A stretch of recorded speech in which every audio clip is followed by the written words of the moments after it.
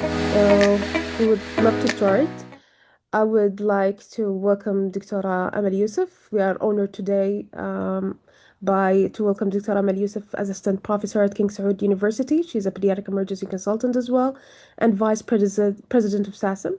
Dr. Amal is a well-known advocate for ketamine use in pediatric emergency care, and she will be sharing her expertise and experience in her talk titled Ketamine in Pediatric ED, Friend, Foe, or Both. Dr. Amal, the floor is yours. Thank you so much, Yara, for the lovely introduction. Good afternoon, everyone, and it might be good morning or good evening somewhere else. It's a pleasure to be around with you. Ketamine is one of my favorite drugs, honestly, and it has a lot of uses. On the other hand, it has some drawbacks. So let's go through a quick journey of small capsules of what is ketamine doing in our pediatric emergency medicine. So having said that, my slides are not moving. Okay, so let's go like this. So we're gonna get small shots. So very famous rock science, the procedure sedation of ketamine, pain control, bronchial asthma, seizure, and depression. Starting of all, and I'll try to just get these things down there. Okay, so I can see my slides. So the evolution of ketamine, let me take you a little bit back to the history. 1957, the criteria for an ideal anesthetic agent were spelled out, such as agent must be able to block sensory, motor, autonomic, and cognitive function. This led to the development of a drug called cyclohexylamines, which is in the 1950s. The first agent to undergo clinical trials was called phencyclidine. Unfortunately, studies with phencyclidine reported severe psychomimetic effects in many patients. So they let it go and cooled on it. In 1962, ketamine was synthesized as a drug that appeared promising in the studies, and it was approved for the clinical use in 1970. When ketamine was first introduced into the clinical practice, it was regarded as an ideal and complete agent. And that was anesthetic agent. Remember, we're just talking about general anesthetic because it was believed to provide all the requirements for surgical anesthesia, analgesia, immobility, amnesia, and loss of consciousness. However, like phencyclidine, it can also produce an emergence phenomena, especially from awakening from a general anesthetic. But again, this is the most common, or let's say expected, outcome for most of the general anesthetic. Today, the role of the ketamine in the clinical practice is changing as a result of the evolving concept of its mechanism of action and the advantages of using this drug for other purposes than just the general anesthesia. So literally, we took the general anesthetic from the anesthesia guys and say, hey, we can use it outside the OR. And to start with this, after all the years of the clinical experience and research with ketamine, we're well aware of the benefits and the limitations of this drug. Nevertheless, research continued to find new applications in children. So what we will go through, which is very well known, rocket science, have been ongoing for more than 30 years, the ketamine as a procedure sedation.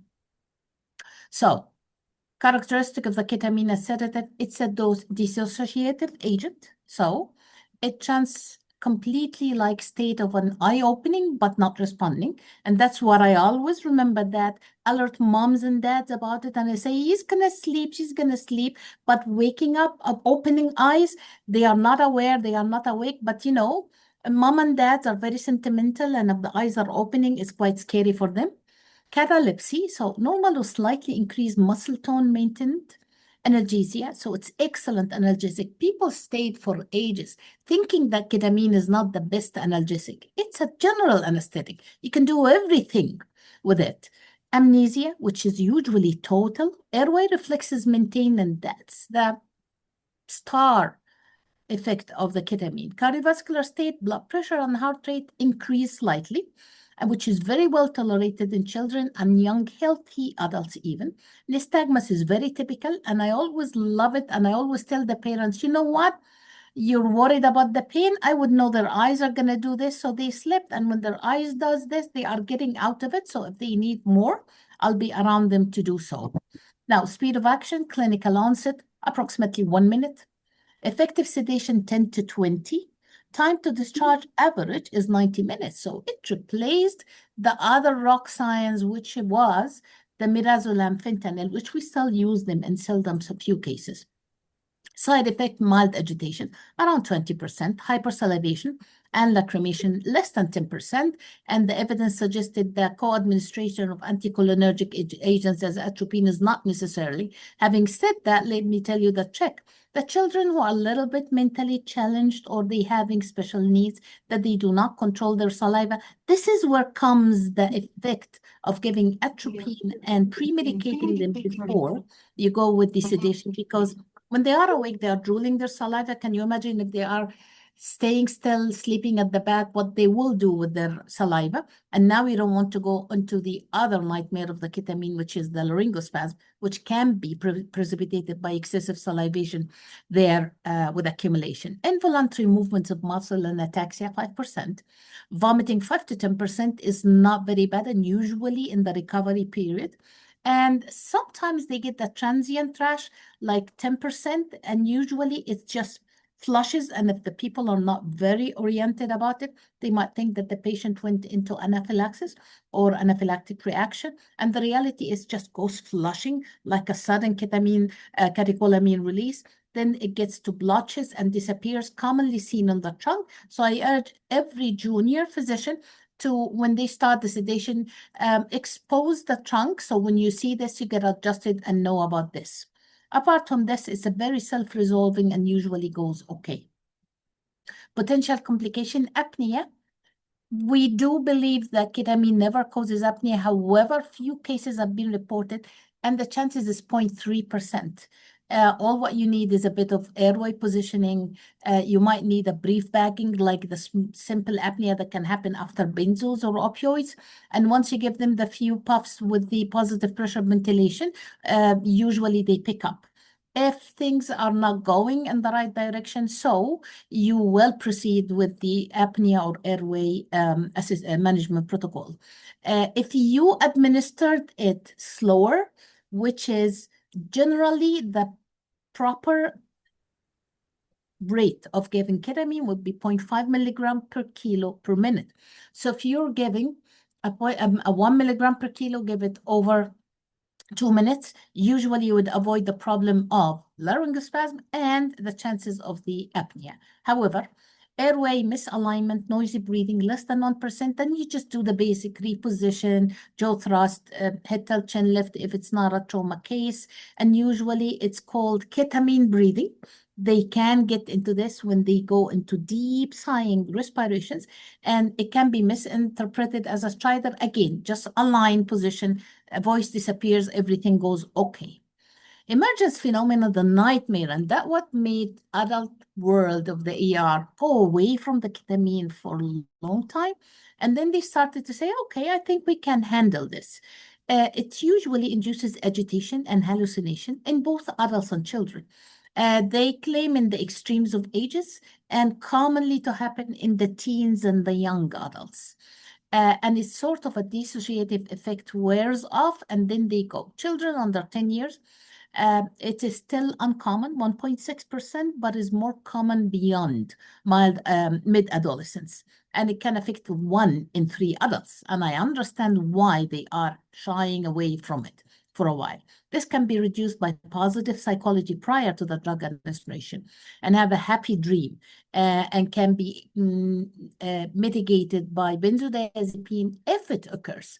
However, prophylactic administration is not necessarily. That was a practice for a 10 years time duration where every ketamine child gets a midazolam. And when you always ask, they would say, okay, sedative, but ketamine is sedative. No, it's going to block the emergence phenomena. Studies have proven it never blocks the emergence phenomena. However, it's a treatment for emergence phenomena when it happens. And I always say the difference, and this what made the adults more common in pediatrics, is we in pediatric life prepare the children, speak with them, give them the music and the sounds and the stories they like. And generally, we implant the dream that they're gonna dream. In adults, where we are the big guys, no one talks to us. You just go ahead and get your ketamine, and then you're not gonna wake up happy because you're a normal human being who has a subconscious, was scared to hell before you go to the procedure. So I always say, prepare your patients regardless of their age. The more you prepare them and implant the good news, or whatever the good dreams they would think of, the more they will wake up happier, because they will sleep and they will wake as much as their conscious or subconscious was. Laryngospasm, it's rare, 0.3%, but the reported incidence of intubation or laryngospasm is 0.02%. See, so you don't even have to intubate everyone. The risk appears higher in children who undergo stimulation of the posterior pharynx. So if you got not, we pay the price for this.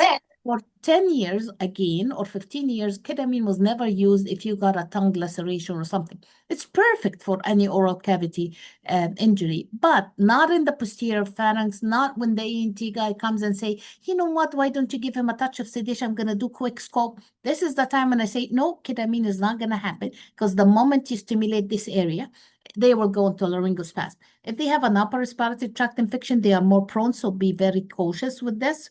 So it's, some people consider it a contraindication. Some people would say it's a relative contraindication. It's a risk. So if you're in an elective, semi-elective procedure, which is not the real bad emergency, avoid the ketamine if the patient has a URTI. However, get the luxury of using a touch of the atropine to minimize the secretion, make its chances better. Again, airway, position, occasional bagging, and usually they pick up. And if they didn't pick up, you would immediately go for the protocol of things to take care of a difficult airway. I personally find the bagging is an excellent thing. Small additives, like a very small touch of succinate going into the process. But every textbook, every article advises for, if you're persistently having a laryngospasm that not overcome by the bagging, things are not going very well, just you might as well intubate that patient. Make sure that you're going to hand over this patient to his parents as a baseline brain. They're not supposed to do a procedure or put a cast, and they end up with some brain hypoxic insult. Now, procedure sedation outside the operating room, and this is one of the big studies. It has 22,645 children.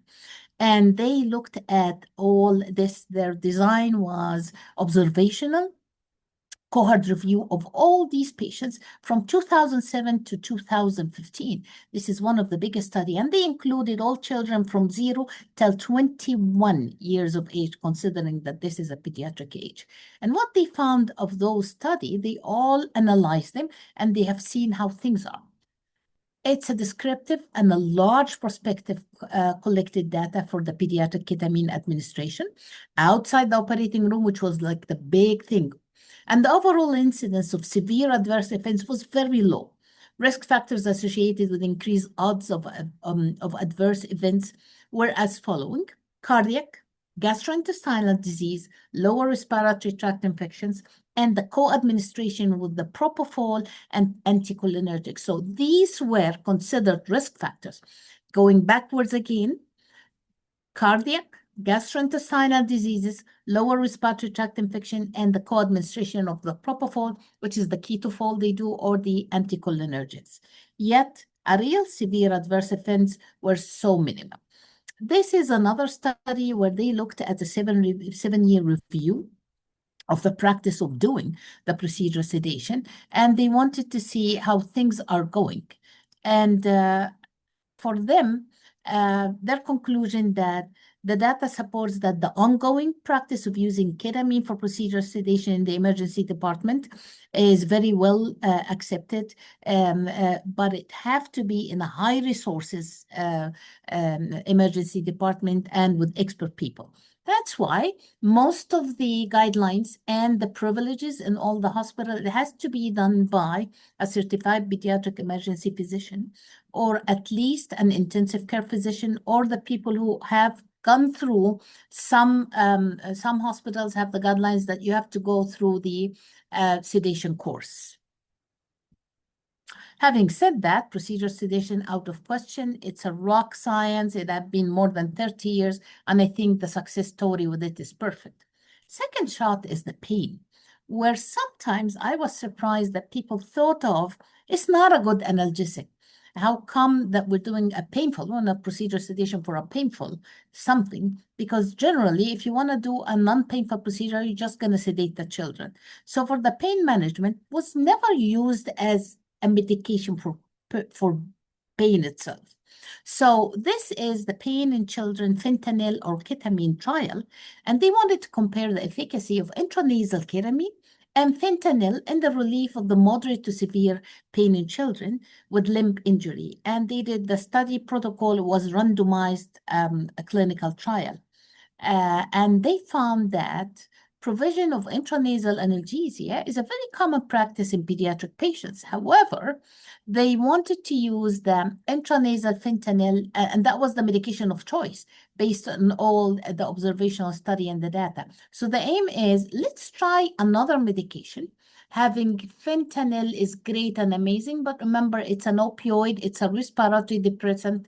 Again, there are pros and cons of this. How about if you use ketamine, which is not a respiratory depressant, which is not an opioid, and let's see plan B, or in case that you have more than multiple agents they can use. So they used it, and they found it that it is comparable for the analgesia with the opioids in children for the moderate to severe pain, and there was no major adverse events at all. It was very well controlled of pain. And remember, that's moderate to severe pain. That's a randomized controlled trial, feasibility trial of intranasal ketamine compared to the intranasal fentanyl analgesia, and with the suspected extremity fractures. And again, they have done this out of 629 patients. Patients were receiving the fentanyl comparing to the ketamine. And they found again in that study that intranasal ketamine was associated with more minor side effects than the intranasal fentanyl. Pain relief at 20 minutes was similar in between groups, and the data supports the feasibility of a larger non-inferiority trial to try to give the good evidence of saying that maybe it's, it is definitely safe. Sorry for that. But can we use it also to potentiate the opioid effects or sparing the opioids in children where they have pain? Having said that, sub-anesthetic ketamine infusion for treatment of children and adolescents on a chronic pain. And that was a total other entity, but it opened the big era for us to look at it, how serious with these children who have chronic pains or long-lasting pains, and they were included in the chronic illnesses, the patients with the oncology, where me and you, we know their threshold of the pain is different and their tolerance to the analgesia is different. So you're talking about pain that is not easy to go with regular doses. So what they looked over a 15 months period of 63 children and adolescents with this chronic pain, and they found that it's a very good to use sub-anesthetic ketamine dose, which we're talking about the lower doses, right? And it was very feasible for an outpatient setting. When we say outpatient setting, it wasn't an ER, which means in their daycare, in the regular clinic visits, where these patients, sometimes you reach a stage that you discharge them on opioids to bear the pain. So if we could do this, they found that it was very effective and efficient to do so. Long-term intravenous ketamine for analgesia in children with severe chronic intestinal graft versus host disease, and that was a good case. And that's another a case report of oral ketamine for pain relief in children with abdominal malignancy. So it was safety as higher doses with the oral, but they were looking for an alternative of the opioids, alternative for going on a higher doses, an alternative to find maybe a bit of this and that can minimize the adverse effects of both, and then we can get to this. I personally went through some occasional few studies of using the ketamine as nebulizer. So I was so enthusiastic. I used it with one of my patients who had to do a procedure, but the father refuses the IV. The child was difficult to put the IV, yet also he refuses the idea of giving IV. And I said, look, can I give the same medication but through inhalation? But please, step number one is you get out of the room because you're driving with your child and we're going to be far away. And I tried the nebulized ketamine myself, and it was amazing. I had to use 1 milligram nebulizer first. Then the child was eased down, but not fully. I gave another 1 milligram as a nebulization solution. He was sitting awake, speaking to us, complete amnesia, nothing recalled. The moment we moved the mask and everything, and we said, hey, he says, what is the needle you told me you're going to do? And he was already fixed and in his cast. So it's feasible, it's doable. And the studies are towards now using it in sicklers, particularly where the children and the adolescents that me and you, we know are more of opioids dependent because of their unfortunate multiple crises. So can we run away with ketamine? That's a very good opening era. All what I found were small studies here and there. There is nothing as major as the big studies that I put that have been seen somewhere else. Let's go to the third shot, which is asthma. That's the question, let's say, for years and years. We do know that ketamine is a bronchodilator. Until this moment, no one exactly could know what is the proper dose of ketamine to be a bronchodilator, and how can I use the ketamine peculiarly as a bronchodilator in asthmatic patient running away from that I have to put the tube. So far in asthma, evidence level number 1, that's the RSI of choice for intubating patients. Level 1 evidence, that's the sedative or infusion of choice if you are having a mechanically ventilated asthmatic, because it's 2 in 1. We need you to ease down and be ventilator relaxed patient that we could do the sitting up. But again, we need the bronchodilator effect. So that's an amazing review about the ketamine status asthma. And they said in various studies, ketamine has been found to be a potential bronchodilator in severe asthma. However, large prospective clinical trial is warranted before laying down a definitive recommendation for its use in status asthmaticus. So all the studies are a little bit shy, small studies here and there. We do not have the prospective clinical trial. We don't have the randomized clinical trials. We don't have the numbers that can say, hey, ketamine at this dose on that infusion is going to be a bronchodilator and your patient does not have to be on a ventilator. Until then, that's the era where I think we need to invest a lot. I looked at this and they put a list of cases reported. This is where the studies have been done to show you that it is a bronchodilator. However, if you look at them, you find on 71, look at this, on 1971, one patient, and have been reported, and they said they improved with the ketamine. And then they kept going on the biggest number study ever, which was in 2005. It was 68 patients, and they went into 0.2 milligram per kilo IV bolus, then 0.5 milligram per kilo per hour for 2 hours, and they used the pulmonary index score.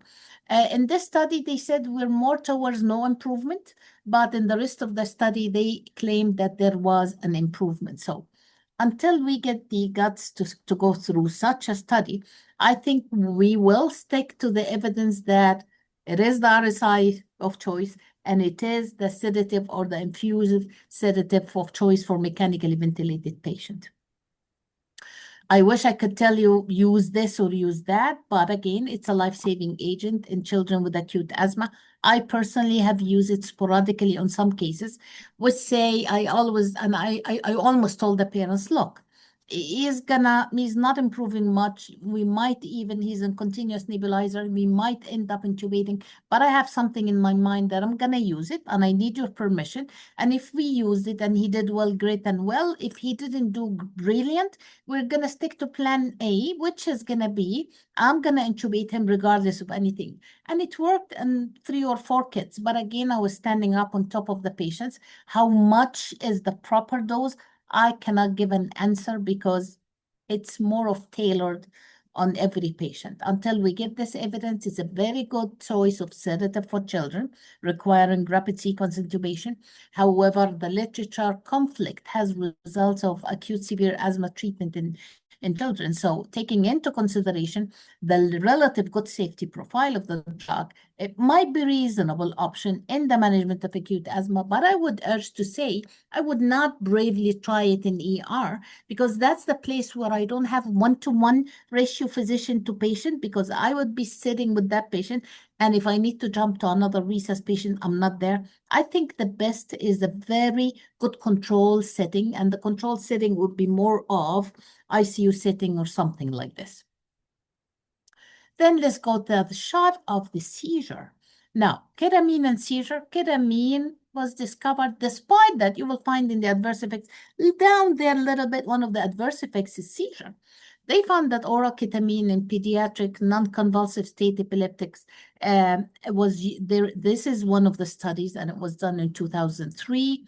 And they have a suggested protocol for the patients who have non-convulsive status epilepticus. And they used it and it worked well. Efficacy of ketamine in refractory convulsive status epilepticus in children. And they had a protocol for sequential design, multi-centered, randomized, controlled, open label, non-profit trial. And this is the KETA-SER, number 1. And it worked very well. They ended up having a controlled arm where they're going to use their medications and everything. And they have the experimental arm where they have used the ketamine. And they found that was very promising. In fact, they were thinking of it as a third liner in their discussions and in their talk. They were thinking it could be even a second liner if we are going to think, and that's a very good randomized trial. Who's ever interested would look into that. Again, this is the ketamine for the treatment of refractory status asthma from China. And they have even ended up by having their own protocol of how much is the oral dose, how much is the bolus for the infusion, and how much is the infusion, and over how long you give it. And it's already standard in the protocol. So it's a non-competitive antagonist of the NMDA receptors, the glutamatergic receptors, and it is an anticonvulsant effect has previously been confirmed. Recent study have found that during the prolonged seizure, the number and the activities of the GABA receptors gradually decrease. Thus, the commonly used first line and second line gradually fail. Simultaneously, the number of the activities of the glutamatergic NMDA receptors increase, often causing the refractory status epilepticus, and thus providing the possibility of the use of the ketamine to treat the refractory status epilepticus. I personally had this case report, and I always label it, that's the star, maybe standard case report for me, because that patient was referred to me from the EEG clinic or suite where the patient had a continuous EEG monitoring and a video. He was a non-convulsive, he was completely sleeping child, but his EEG was in status. And they tried some benzos, they referred him to me. We gave up to 3 doses of benzos. We went to the phenytoin, and then we reached, and the patient was not at all going on.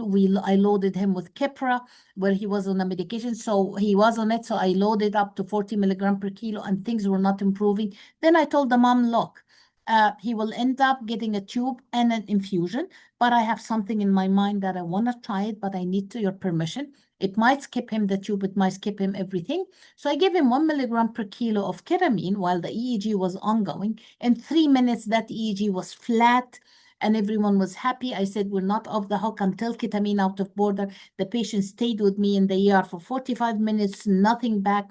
They took him back to the ICU for setup, and he never ceased back again, and he was discharged in a good condition. And he remind you that was a status for 2 hours. So I find it a very excellent resource. Use it in a refractory seizure if, in case you think that the coming step is going to be intubation, maybe I'll save the patient this. Depression comes the last shot for us. And surprisingly, people claim that ketamine itself can cause depression, and there are studies to say that it can cause depression and some sort of abnormal psychological status. However, they found that it does have an antidepressive effect, and they have used it in treatment for resistant unipolar depression, and they found that it works very well with these patients. Second generation of ketamine studies focused on many unanswered issues, including the dose, the optimization, the alternative drug delivery, the route, the method. So the debate was how much we're going to use ketamine to be a proper antidepressant, and in addition to the traditional depression rating endpoints. And they had a lot of some clinical trials, but again, it's a very small ones, not a big issue, but it's very promising. And this is one of the open label study where intravenous ketamine for adolescent for the treatment of resistant depression. And it came with a potential role for the ketamine as a treatment of depression in these children. Their age range, they were 13 patients. See, I told you we need the bigger numbers, and they were ranging between 14.5 to 18.8 years, were the common thing with the adolescent thing, and it was very promising. And they thought of it that it has a very long effect of antidepressant. Now, revolution as an antidepressant research, but we still don't know how it works. And that's the statement that you will find it in most of the studies. It works, but we don't know how it works. So where are we with the ketamine? It's an amazing drug. It's perfect. It's great. But again, we took it out of the OR as a general anesthetic. We're using it in the outpatient setting or the emergency setting. And again, that's a very good and bad, pros and cons. Would it be easy to go as a street drug? Oh, unfortunately, yes.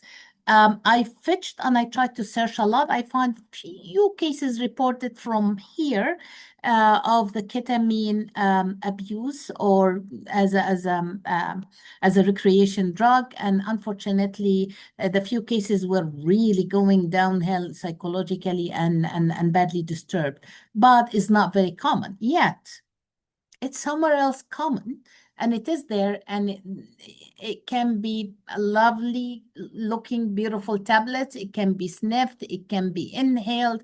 I think these drugs, if they just go to the street, like most of the other drugs, will be in disaster. And I wish that you know the name. So it's K or Kit or Kit Kat, which is amazing name.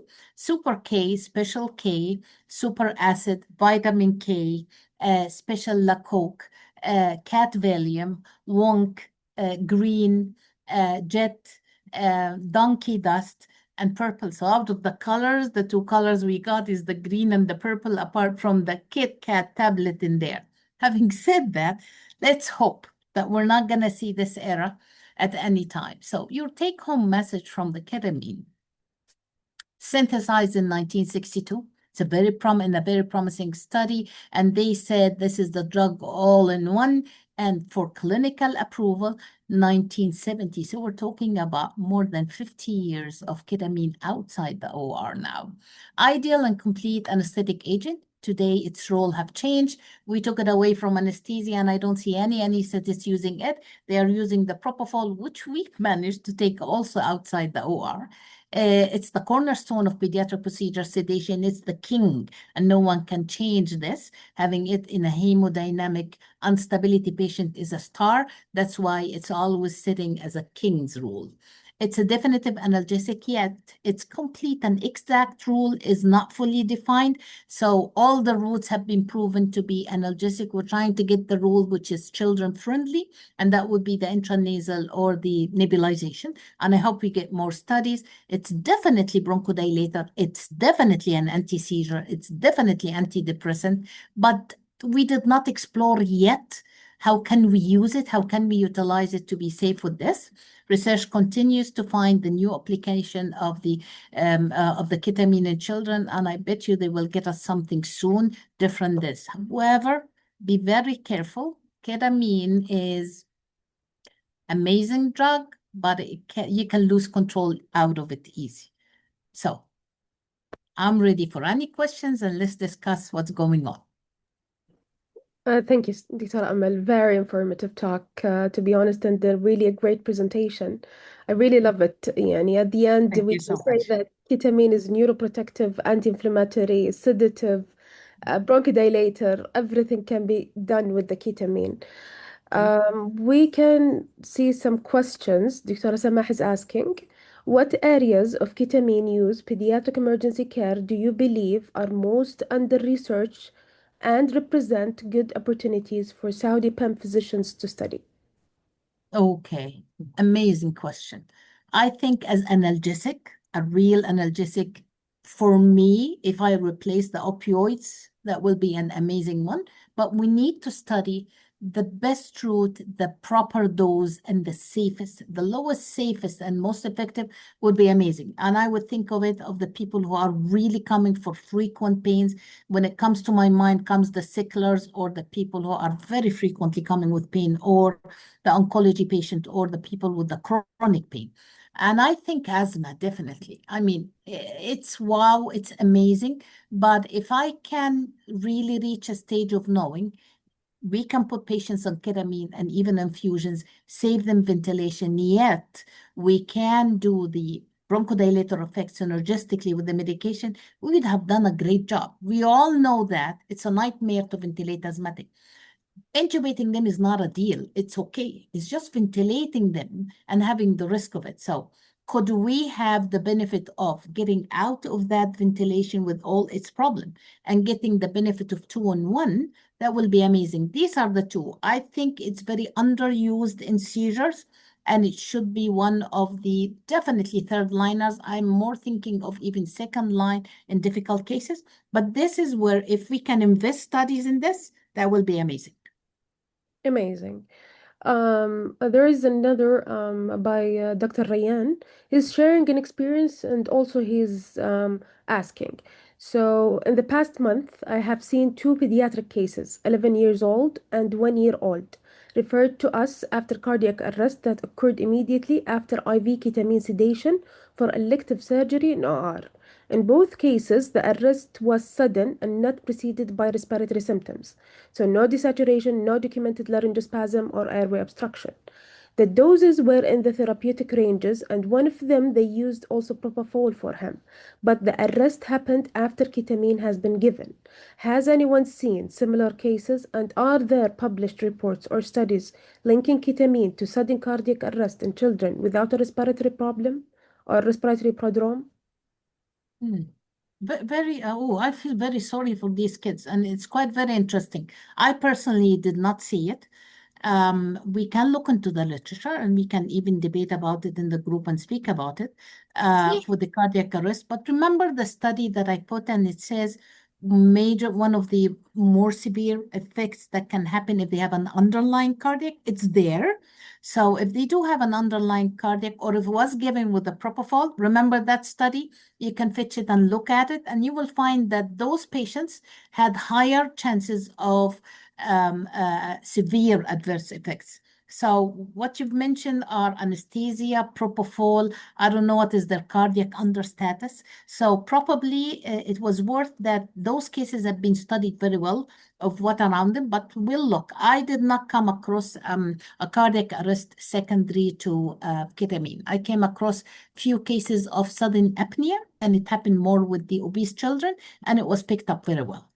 Okay, so you would not suggest to go with ketamine with cardiac lesions or See, congenital heart disease. cardiac, Yes, cardiac, and it's very well known. If you have a hypertrophic obstructive cardiomyopathy, everyone knows, don't even think of ketamine. And if you look into the literature, it's a contraindication. But Yeah. if you have a dilated cardiac myopathy with liberal movement and everything, ketamine works perfect in here. So with the complicated congenital heart disease in children, you don't know what are you facing. Are they also having any sort of arrhythmias or something going on that they wouldn't tolerate the tachycardia that ketamine causes? So it's worth looking at into the literature of the cardiac surgery, maybe. Okay, perfect. Another question by a Zoom user. Thanks for the presentation, Dr. Amal. I have a question. How it is safety and side effects for use of ketamine in newborn babies for procedure or intubation? Okay. Now, ketamine until this moment, below 3 months, is considered not approved, because no one knows what's the response of the neonates to it. Definitely 2 months, no, but people said even by the FDA, it's not approved below 3 months. So when it comes to this, any 3 months and below, we don't use ketamine because anything happens, you're not protected. It's not approved, and it needs some sort of study. I would be happy if these studies would come from NICU, right? These are the best people that they could do this because they have the monitoring and observation. And that would be another thing for Dr. Samah's question. We understudy it in units, and maybe it's time to see how things are. But Okay, if you get to ask me, it's contraindicated to use it below 3 months. okay. So we have to do RCTs with the heart failure in Exactly. ICU, which is a gap of research, to be honest. Yeah, it's a very good one. Yeah, that's a good question. Another question by Dr. Alia. How much is safe to use it is as a nebulizer for people who is around? Haha. This is what, see, when I use it as a nebulizer and the child, literally, we put the child and we made him high. That was the cutest child who was high, and I wish that I would never mention so. So I told the father, get away, far away, and I tried to cover the mask, and I got all the team out because I personally think whatever is gonna be is not going to be safe. So if it has to be used, I think it has to be used in a very controlled environment with a controlled surrounding around. I cannot tell you how much is the distance, but everyone has to be far away to make sure things are fine. So safety is not very much established to tell you do so. But the studies of nebulization is there, but again, few scattered studies, not a proper big, good size number of cases. Okay, perfect. May I ask a question about the nebulization? How much is the effective dose for nebulization in pediatric to get them sedated, at least, or dissociative effect? Exactly. This is what I fetched and I tried to look at. So I thought, and I found in the literature up to 3 milligrams can be done. So I said, you know what? Let me try 1 milligram and see the effect of the child. See, he was sort of happy high, but not yet to the stage of touch me. When I Uh, gave him the second 1 milligram, that was a guy allowing us easy to touch, answering us, sitting, holding his nibs, but has complete amnesia of it. So I achieved it with 2 milligrams. okay, Yet fully awake, reason, I mean, sort of semi-awake, but very easy to manipulate child. And it per- was the recovery, the moment we removed the nibs, within 10, 15 minutes, this kid is back. So it wow. was even faster. Yes. Okay, perfect. So how about diluting it in normal saline or something else, or are you giving it purely to the No, I automatic? gave it as exactly as we give them because I tried, and even the pharmacy called me. No one found the literature, so I used the 1 milligram with the 2 cc of the normal saline as a nebulization, and it worked very well. Amazing, perfect. Another question by Dr. Falak. What is your suggestion using nebulized ketamine in refractory asthma in secondary care sort of setup? Good suggestion, and it's a very good start. I think one of the good modalities is let's try it as a nebulization for asthmatic. Pros and cons. You want to make sure, again, we will fall into the trap of what is the dose. I want you to be relieved from asthma, but I don't want you to be sedated enough that you start to get a hypercapnia or slow up your breathing. So it will need a very good literature review, go to the safest dose, and then maybe it can be a prospective and a trial. That would be an amazing study to start with. Okay. Dr. Imad is asking, thanks, Dr. Amal, for your excellent presentation. Any maximum dosage or number of dose per procedure if optimal sedation not achieved, like still in pain, by 2 doses of 1 milligram per kg? Yes. Every literature will tell you do not exceed the 2 milligrams per kilo, because now you went from the borderline of the moderate sedation to general anesthesia. Remember, we're different body physiology, we different backgrounds of our elimination system. So you don't want to give higher dose and then find yourself, instead of I am in the moderate sedation enough that the patient will wake up, I went into deep general anesthesia and I have to intubate. So all the literature will tell you do not exceed 2.2 milligrams per kilo as an occasion. Now, could you do this on 2 occasions? Possible. Maximum, I personally have reached a 3 milligram in a case which we were desperate, but I was upgrading the doses. But after that, there was no, and it's not going to happen anymore. So after that, you are technically in the general anesthesia dose, and that would not be safe. Okay, perfect. Ali is coming back asking about the nebulization case. She's asking about the weight, age, and the background of the patient. Healthy child who came with a displaced fracture of his thumb that needed reduction, and he was around 20 kilo kid, 20-ish. He was around 6, 7 years. So it was a cooperative guy, but again, in an anxiety age guy that he's not easy going to surrender. And I took the permission from the father, and it went so well, to the extent the father came and asked me, what was this medication you gave it to my kid? I said, no, we're not going to give you a name. It's not going to happen, because the kid was technically high. And I didn't want to spread the news, right? Perfect. Okay, so last 2 questions from my side. What are the most common misconceptions you encounter about ketamine use in pediatric ED, and how do you address them?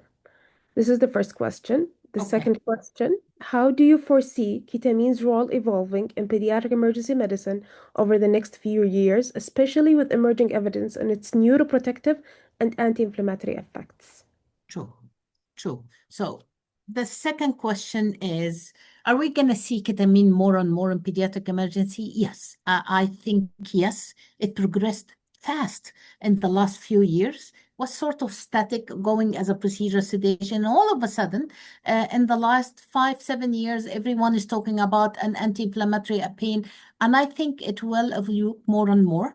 I think it has a very good promising things in the pain management, in the hopefully asthma soon, in the epilepsy. It's a good neuroprotective. Now, the anti-inflammatory is the new theory that everyone is talking about, which has to be proven.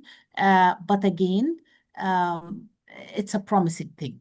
Are we expecting to see more and more? I think yes. I think we're going to see ketamine everywhere in the pediatric emergency department. And I think it's even adults started to feel a little bit in viewing us, and they started to go back again to the ketamine, but they wanted to know the tricks of how do we survive it safely with the kids.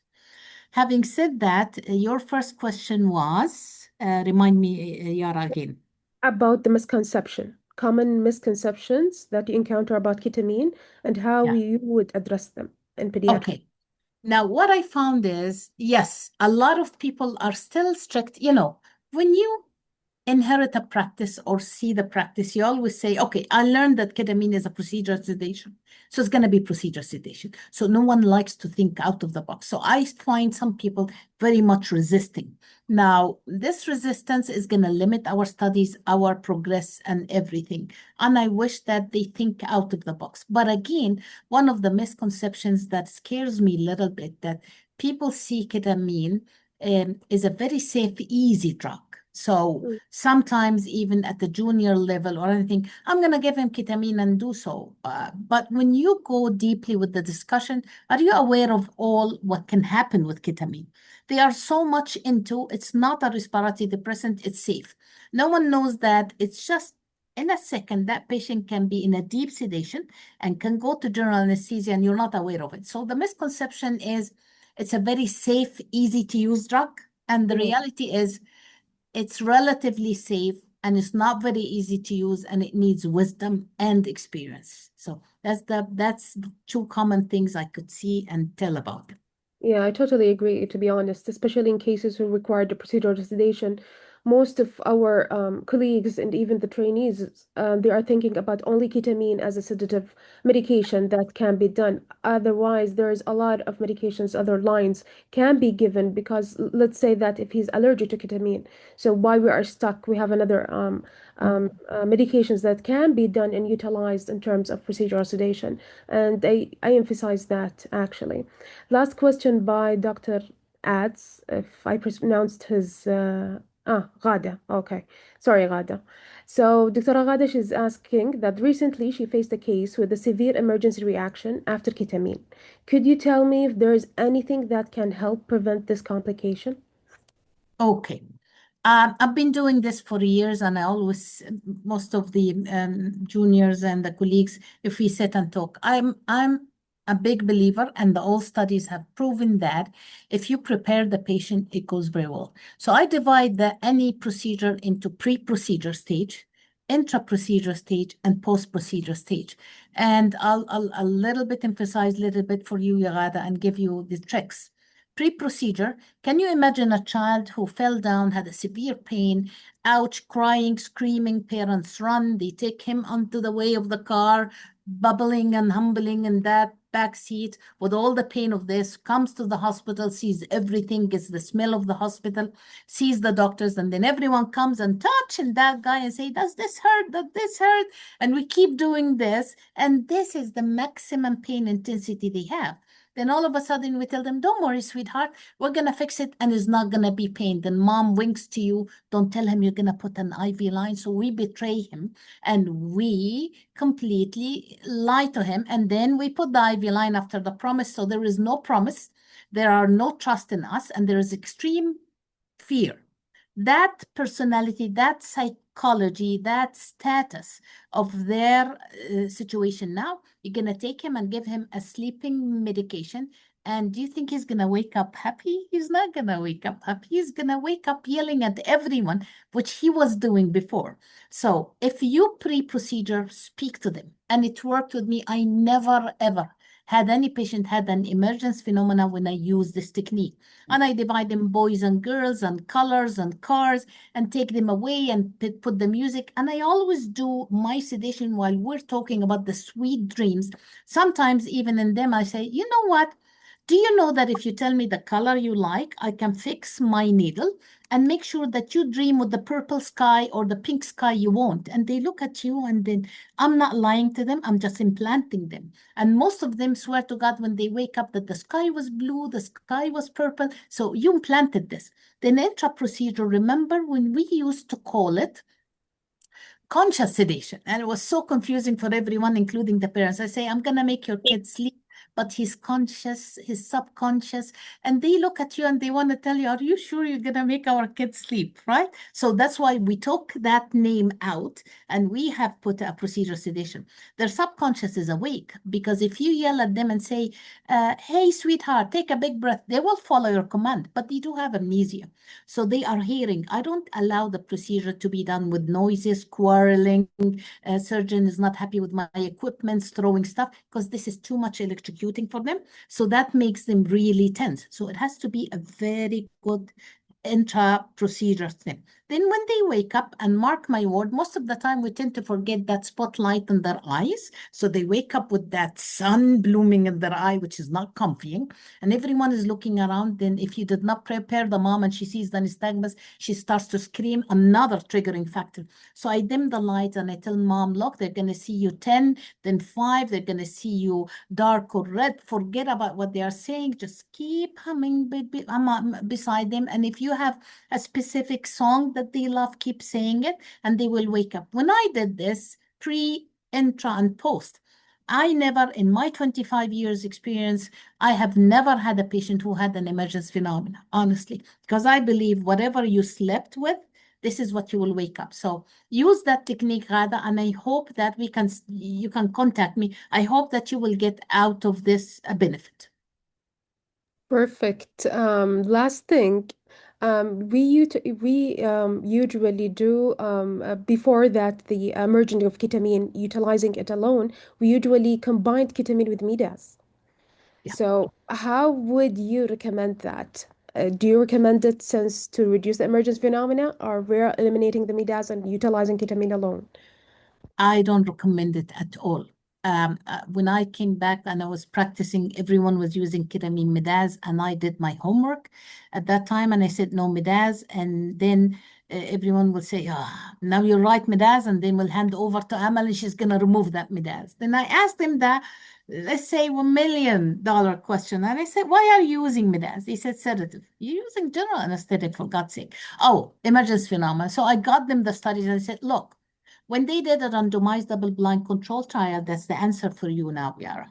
They did a randomized double-blind control trial of ketamine and ketamine midaz, and they put them into two groups.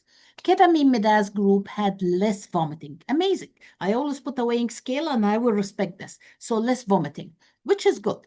But the ketamine group had more little bit vomiting. So they compared them back again. The ketamine midaz had apneas, where Mm-hmm. none was reported in the ketamine. So we salute ketamine for this. The ketamine midaz had frequent desaturations, where ketamine they did not have. But the golden question, they wanted to see the emergence phenomena. Statistically, there was no difference, except in two studies, ketamine midaz group had more emergence phenomena.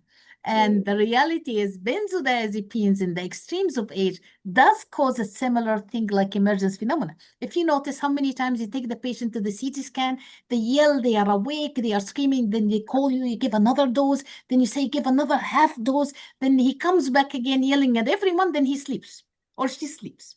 Exactly like the geriatric, when you give them benzodiazepine, they start cursing everyone in bad shape. So it's an emergence phenomenon like non-benzos.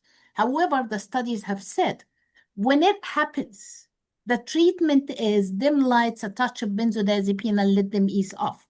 But when they pre-medicated them, it did not work. And in fact, some of them got exaggerated. So the answer for you is no, I don't combine them ever. I don't like combining them. Yeah, okay, I can't emphasize more, Dr. Mm. Amal. Thank you so much. Any further questions for Dr. Amal before we conclude?